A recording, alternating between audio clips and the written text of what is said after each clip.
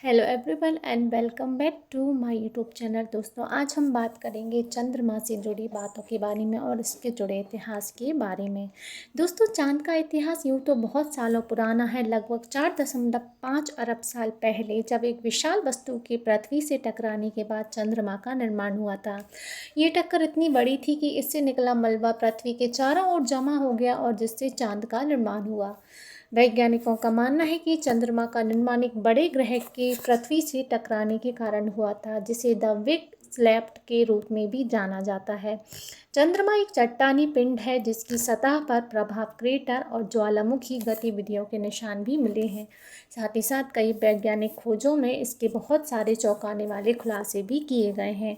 चंद्रमा पृथ्वी का एकमात्र प्राकृतिक उपग्रह और इसका गुरुत्वाकर्षण पृथ्वी के गुरुत्वाकर्षण के लगभग 1/6 भाग है। चंद्रमा का इतिहास मानव संस्कृति और इतिहास में भी महत्वपूर्ण रहा है, जिसे विभिन्न सभ्यताओं में देवताओं, प्रतीकों और समय गणना के लिए इस्तेमाल किया गया है। चंद्रमा को मानव और रोबोटिक मशीनों द्वारा भी खोजा गया है, जिसमें सन 1969 में अपोलो 11 के दौरान चंद्रमा पर पहला मानव कदम रखना शामिल हुआ था।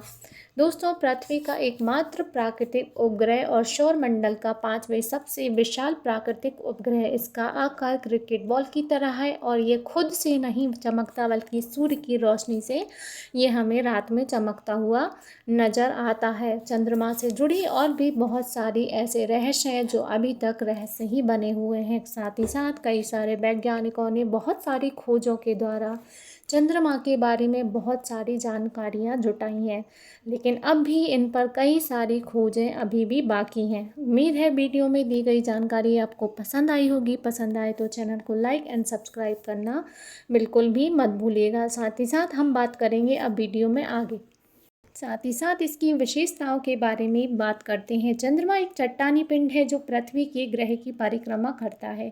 यह संभवतः तब बना जब 4.5 अरब साल पहले एक बहुत बड़ा मंगल के आकार का क्षुद्र ग्रह, जो कि हमने अभी बात की थी इसके बारे में, पृथ्वी से टकराया था, जो हमारे ग्रह के इतिहास में बहुत पहले ही प्रभाव पड़ चुका था। प्रभाव निकलने के मलबे से एक साथ मिलकर हमारे प्राकृतिक उपग्रह चंद्रमा का निर्माण यहाँ पर होता है।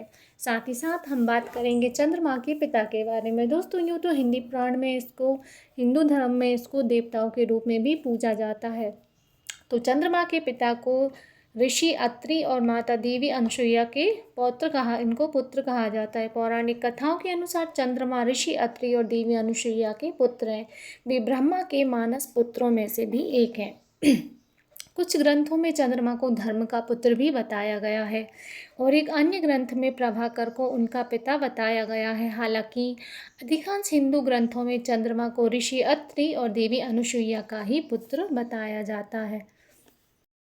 अमावस्या के दिन चंद्रमा दिखाई नहीं देता, क्योंकि इस दिन चंद्रमा पृथ्वी और सूर्य के बीच में होता है। सूर्य की रोशनी चंद्रमा के उस भाग पर पड़ती है जो पृथ्वी की ओर नहीं होता, इसलिए पृथ्वी से देखने पर चंद्रमा दिखाई नहीं देता।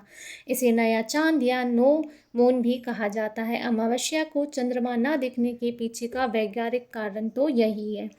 चंद्रमा स्वयं प्रकाश उत्पन्न नहीं करता, वह सूर्य के प्रकाश से ही प्रभावित होता है। जैसा कि हमें लगता है, बहुत सारे लोगों को लगता है कि चंद्रमा खुद की रोशनी से रोशन होता है, जबकि ऐसा नहीं है। वह सूर्य की रोशनी से ही हमें चमकता हुआ नजर आता है।